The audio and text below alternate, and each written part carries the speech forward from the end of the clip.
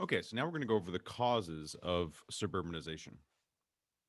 What are the what are the things that have led to suburbanization over the back half of the 20th century? So the first thing that happened was there was innovation in the type of mortgages that people got.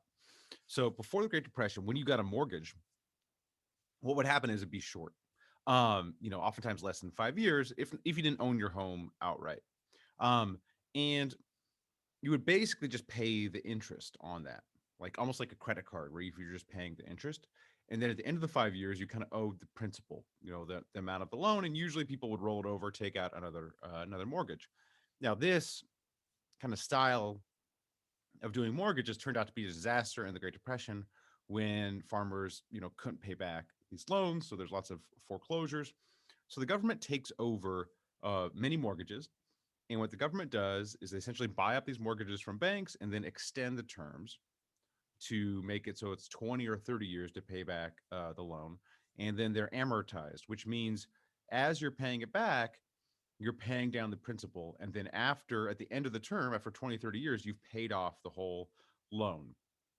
And then additionally, they're subsidized for veterans. So this, we think of innovation as being like physical, like, oh, I've come up with new stuff or, some new way of doing things.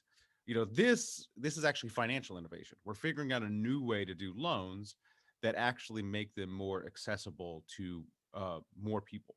And so this this type of mortgage that the federal government basically proved was profitable. The federal government made money off these mortgages that they bought up.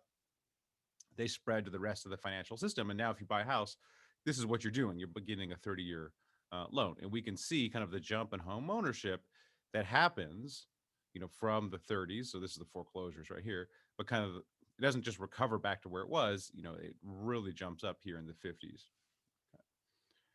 So that increases home ownership. All right. Now, as we'll cover with the next one, home ownership is much more likely to be suburban than it is urban because typically apartment complexes, you don't own the apartment. It's like I said, governance in an apartment complex where everyone owns their apartment is difficult. You have to have some sort of board or something like that to manage like the things that are common with the building. So therefore, standalone units are much more likely to be owner occupied and owner owned than rental units. So this innovation in home ownership is going to translate to more freestanding standalone housing, which is suburban in nature. Okay, old stock. So World War II hits. We have those rising incomes. We have these better mortgages. Sorry, after World War II, as there's a bit of a boom in the U.S. Um, and as I mentioned, our inner cities, our urban areas, are rental housing. And so as people want to move from rental to buying, they go outward towards the suburbs, and they also prefer new housing. I mean, everyone almost prefers new housing to old housing. And so our cities are getting old at this point. The US cities are. So the new housing is going in the outlying areas. And the developers are developing it as single unit housing, as kind of our traditional suburban ones, because that is what people want. Those are the people. That's the style of housing that is desired. This kind of shows that point that percentage single family detached housing, more single family detached housing means more owner occupied. Okay. All right, and this is, kind of giving your classic American suburb looks. These are all built in this time period. All right, the famous developer Levitt kind of pioneered this sort of prefab style house where they're all kind of the same with just slight modifications. Okay, here are your different, when you're doing a housing development, like a suburban housing development, you usually typically have a few different models, and then people buy, smaller, bigger models. But you can see how cheap they were in this time period too. This is a time period of, relatively low regulations, um, lots of open land, um, and so this translates to fairly cheap housing prices in this time period. Okay, next thing that contributed to suburbanization is freeways. So um, during World War II, the army basically says we need some better highways in the U.S. We need some better highways to get our troops and our tanks to move around the U.S. Easier if it's invaded. And so, they kind of go to the government with a plan. It is approved, but it's not really built until the 50s. So it's kind of, our freeways are weird in that they were technically built with the military in mind. Well, I mean, the military, but also, with the idea of trade as well. But these are really built in the 50s and 60s. All right, so here's the original plan. All right, which is roughly what was built, with a few exceptions. Um, and so there's a famous paper by Nathan Baum-Stowe where he studies the impact. And basically, what he finds is that central city populations would have grown by 8%. Instead, they declined by 17%.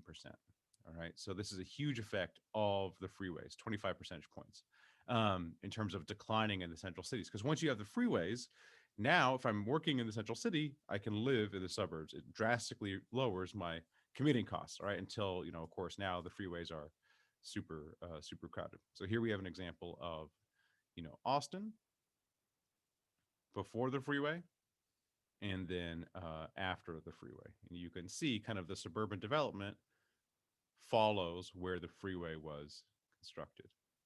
All right, last thing that led to suburbanization is what's referred to as white flight. And so in your 20th century, the 20th century kind of the pattern that develops by the late 20th century is Black Americans live in inner cities and whites live in the suburbs. All right, here's the stats. 72% of metropolitan Blacks lived in central cities compared with 33% of whites. And so what happens is there's what's called the Great Migration. So this is the movement of African Americans from the South to urban centers. So there's essentially two ways, one in the beginning of the 20th century and another in the second one, which is much larger, the one in the second one, which is kind of showing, where they were going. All right. And this is essentially caused by booming jobs in these urban centers. After World War II, America's economy boomed, particularly in manufacturing. So the manufacturing capacity of Europe and Japan had been greatly diminished by the war. And kind of, so the US gets to step in and fill that void. So there's all sorts of manufacturing going on. There's not enough workers for these plants. And so the, you know, the, the companies in these urban centers were essentially recruiting all over the U.S. and they were recruiting especially from the South. And so this engenders this mass migration, what's again called the Great Migration. We have a little bit in that in the beginning of the 20th century, but a lot of it here from 1940 to 1970. So you have blacks moving into the cities to get these jobs, and then you have whites then leaving the cities in response. This is a time of racism and segregation. Whites not wanting to live near blacks, and so you have this movement to the suburbs. There's a very famous paper by Leah Boustan. She estimates that 20% of post-war suburbanization can be attributed to white flight, whites leaving the cities as blacks enter the cities. This is a graph from that paper. So this is the change in the black share here on the bottom, change in the white suburban share. And you can see the positive relationship, not perfect, but generally there is this increasing slope here. Okay. Lastly, we'll cover kind of this change in local amenities between the city centers and the suburbs, which are primarily crime and education based. Okay, but we'll do that in two bigger lectures later in the course.